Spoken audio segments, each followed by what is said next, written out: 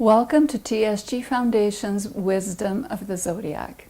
Today's lesson and meditation is taken from Wisdom of the Zodiac, Volume 3 by Gita Saraydarian, Chapter 10, titled Energies of Balance. This is a beautiful chapter and well worth your time of careful reading and meditation. I hope you take the time to do that this month because it will help you reiterate and redefine what balance and equilibrium means for you. So let me start by reading a few pages and give you some of my insights. Start on page 103. Torkham writes, "One of my teachers showed me a big scale with 2 large cups and told me to put various weights in the left-hand cup.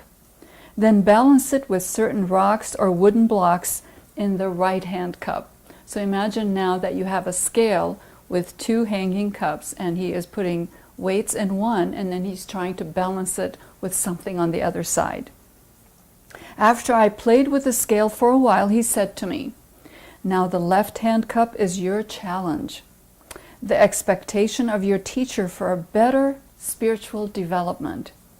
I will increase the weight in the left-hand cup through my lectures, hints, and various crises that I will create within you. And I look forward to seeing if you are ready to balance these by putting similar weights in the right-hand cup through your learning, achievements, discipline, service, and dedication. You must meet the challenge given to you by your teachers and balance your life.'" Do you see what's happening in this story? So there is a 2-cup balance, and on one side the teacher is putting the lectures, the materials for the teaching, the books, the instructions, the discipline, and on the other side we are asked to go ahead and use those materials and balance our nature by lifting ourselves to coincide with those measures that are put for us by our solar angel, by our teacher, by the great teachers and wisdom teachings. That's a beautiful picture to keep in your mind. Second paragraph, "I understood that certain weights challenge us to be heavy together, full of weighty virtues," and so on. So yes, we are expected to have these counterweights that we fill that other cup so we balance it. And if we do not balance the scale of the right-hand cup, which symbolizes us, we can become lighter and lighter in mind, in behavior. That's very, very serious what he's saying. Let me read that again. If we do not balance the scale of the right-hand cup, which symbolizes us, we can become lighter and lighter in mind and behavior. We demonstrate levity, frivolity, showing off, and so on, becoming empty of value and merit. This is very, very serious teaching for us, and I consider sometimes the Libra full moon to be like a reset for us, because to go forward from the Libra on to the rest of the full moons in the spiritual year, you need to understand what are your values and what are you doing to bring yourself up to meet those values. Remember, we do not bring the teaching down to our level, but we raise ourselves to the level that is expected of us by our solar angel, our teachers, and the teaching. Now let's go to page 104. "When we are challenged, or symbolically when heavier weights are placed in our left-hand cup by our teachers, our visions even, and aspirations, we must try to balance them by putting heavier disciplines, heavier works, heavier responsibilities upon the right-hand cup in our life." This means so much to me because sometimes people come to me and they say, "I have a desire to study, I want to meditate, I want to serve the teaching," yet they just accumulate books and classes and courses and they don't do anything after that. Or they just do a few things and then give up. So this is very important, and it's really telling me something. Don't pretend that you are a student of the wisdom, that you are a disciple, that you are really doing something if you're not. Just having books on our shelves does not mean anything. Having instructions given to us doesn't mean anything. Knowing what virtues we need to cultivate doesn't mean anything unless we do the work to bring ourselves up to meet that requirement. Do you see how serious it is? It is very, very serious for me, because what it means is you walk your talk, you are what you say you are, you do what you aspire and desire to do, and these are important. It shows that you have integrity when you follow through with things that you desire. So desire alone can be fabricated. It could be somebody else's desire and somebody else's agenda for us. So before you start on any spiritual discipline, really confront yourself and say, what are my values that are really given to me by the great ones and the great teachings, or my solar angel, and what am I willing and able and ready to do to meet those values and bring myself up. Okay, it's very nice. So let's go to the second paragraph on page 104. There is no way that a person can progress. Okay, there's no way a person can progress unless heavier weights are put in the cup and heavier striving is demonstrated by the person. So when the going gets tough, you don't scream and throw your toys on the ground and go back. What do? You confront yourself. You say, what is going on? What do I need to do to meet these requirements, the challenges and the crises that life is giving me? Some of the most beautiful people that I have met are ones who really meet the challenges in their life. Illness, death, discomfort, the shifting process that just brings up old stuff that you need to really confront yourself with. And they meet those. They demonstrate them in their life, that they are able to face them one tiny bit at a time and emerge triumphant from it. This is so beautiful if you visualize the whole process as your teacher or solar angel puts heavier weights and demands that you balance the scale. Okay, we are asked to balance the scale, not just accumulate things. What happens if you have a 2-dish scale? On the one side you keep putting books and classes and disciplines and notebooks and going to seminars and doing meditations. On the other hand, you are not really transforming yourself and putting these things into practice. What happens? One goes down and the other one just goes up. You're out of balance. Nothing has happened. So let's continue with the first part of the third paragraph. A disciple is one who daily, monthly, or yearly puts heavier weights in his subjective side of life and then tries to balance them in the objective, factual side of life. Now this is a different wrinkle here that he's saying. First he is saying the teacher gives us these values and weights, and then our solar angel does as well. And then he is saying eventually when you become a disciple, which is a committed person who has committed to the path of discipline.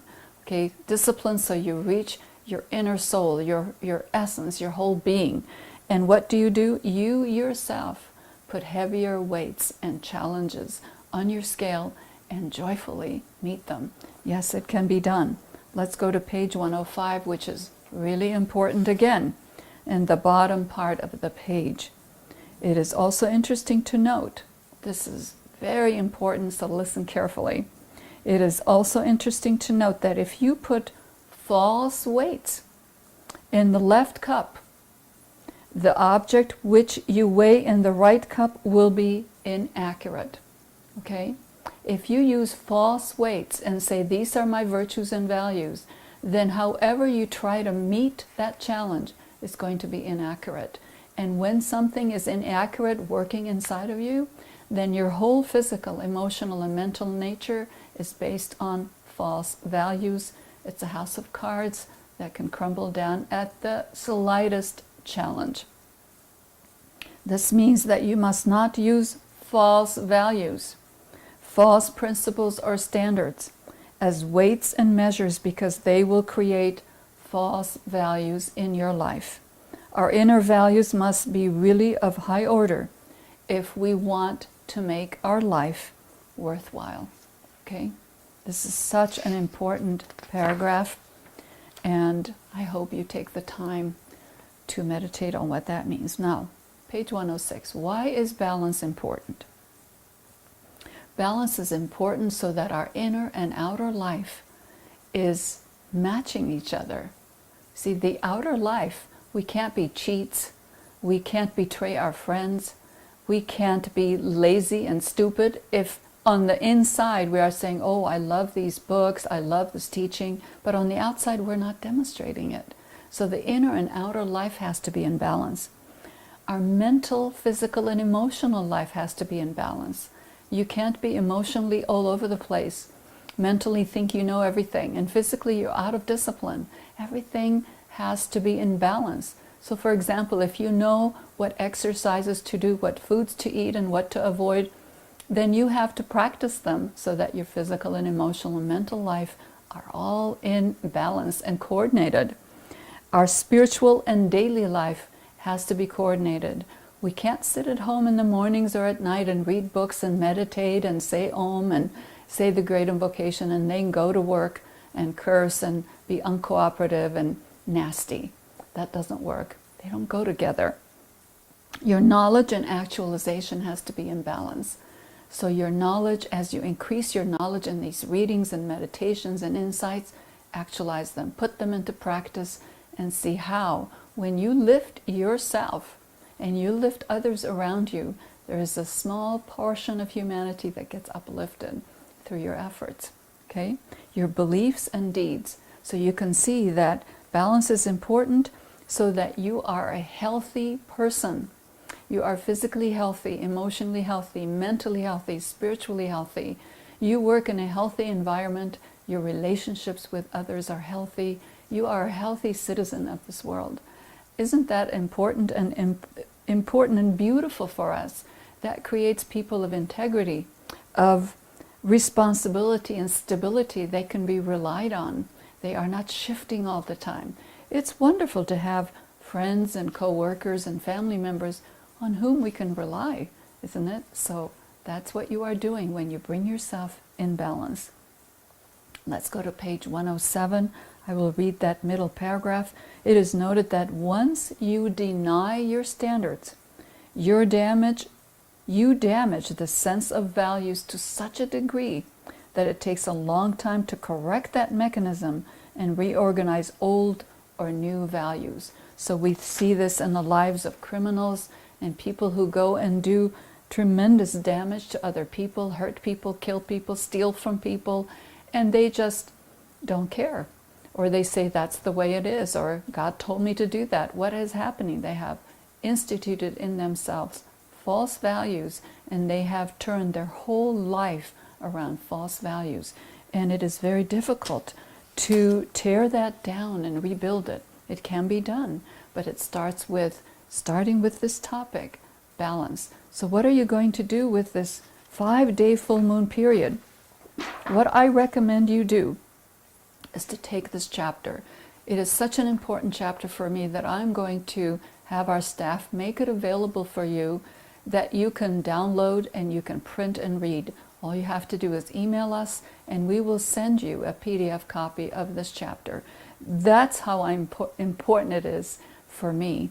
If you have the book, of course, you have everything you need to read and study. So what should you do? 5 days of the full moon. You start counting the day of the full moon, 2 days before, 2 days after. Each of those days, read a page, find a paragraph that you like, that speaks to you, that resonates with you, and just sit with your eyes open or closed and say, what does that mean? And then write your insights. It is so beautiful. If you want to share it with me, go ahead and email it to me, and I will read it and respond to you. But it should be a nice, thoughtful meditation that you do. I would love to see that. I would love to see people find balance and find right values in their life that they put into practice every day of their life. It is such a wonderful thing for me to see. So if you want to do that, you're welcome to use this beautiful chapter to uplift yourself and find balance in your life. Let us now go to the meditation that I will guide us through, pages 112 to 113. It is a very simple but powerful meditation, and you could use this format when it comes to the seed thought. When I say meditate on the following seed thought, you may use a seed thought that I give here, or look through the chapter, find that paragraph, that phrase that you resonate with, and meditate on that. Okay, so get ready by sitting up. Put a nice smile on your face and close your eyes. Close your eyes and I like to see that smile because I don't want you to be tense when you're meditating. We will start with saying the great invocation, followed by one Om, silent or out loud, however you like. Then we will go to the seed thought, and then you will repeat a mantra after me. Okay, so close your eyes.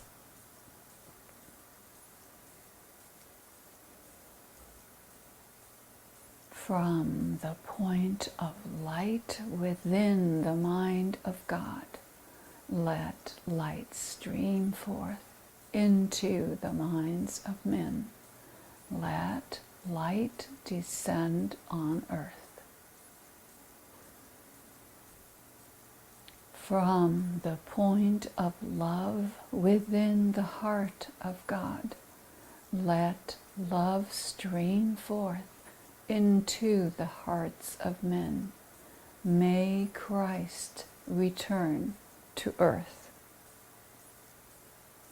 From the center where the will of God is known, let purpose guide the little wills of men, the purpose which the masters know and serve.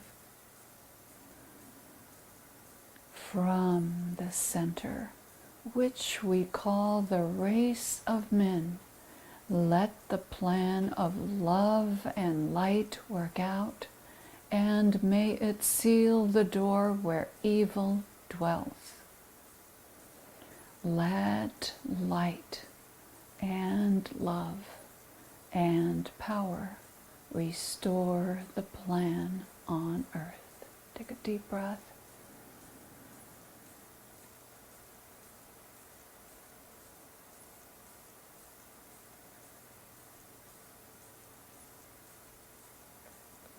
Stay focused and meditate on the following seed thought. How can I establish balance in my thoughts, emotions, and actions?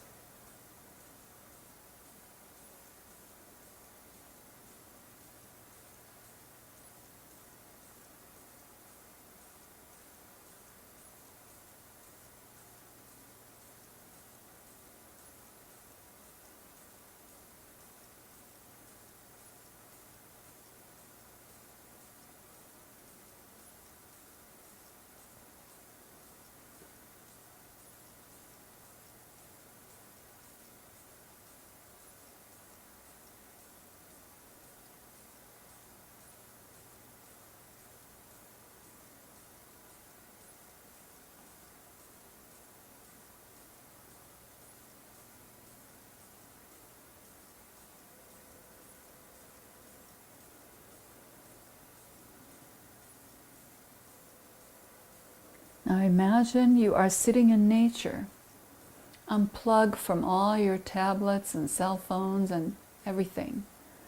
You're going to go and imagine yourself sitting in nature, and you're going to see what is it in nature that helps you balance, and how can you enjoy the balance in nature. So take a moment, see yourself in nature, and try to balance yourself and see why is it and how is it that you are finding balance.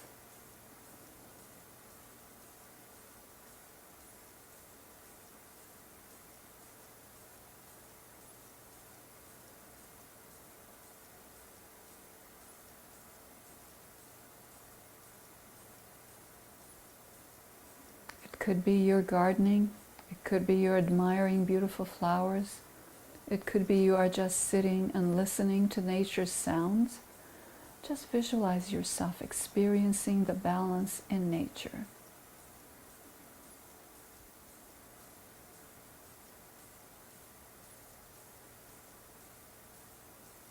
Whenever you find yourself out of balance, out of sorts, you can close your eyes wherever you are and put yourself in that state of visualizing nature and putting yourself in balance. Repeat after me. More radiant than the sun. Purer than the snow. subtler than the ether, is the self, the spirit within my heart. I am that self.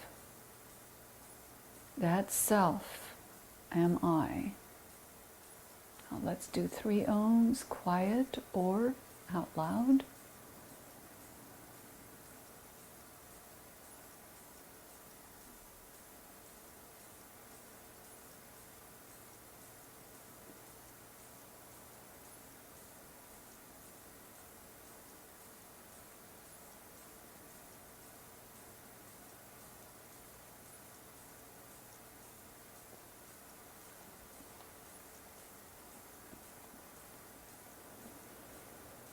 Thank you for joining me today to celebrate and observe the Sun in Libra. It is a magnificent time to find our balance. All of us need balance, and we need to do that balance with the right values. I hope you read this chapter. If you don't have this book, email us. We will send you a chapter, this chapter that we are reading this month. If you want the whole set, they're available for you through our website. Thank you, and have a wonderful, wonderful celebration. Bye for now.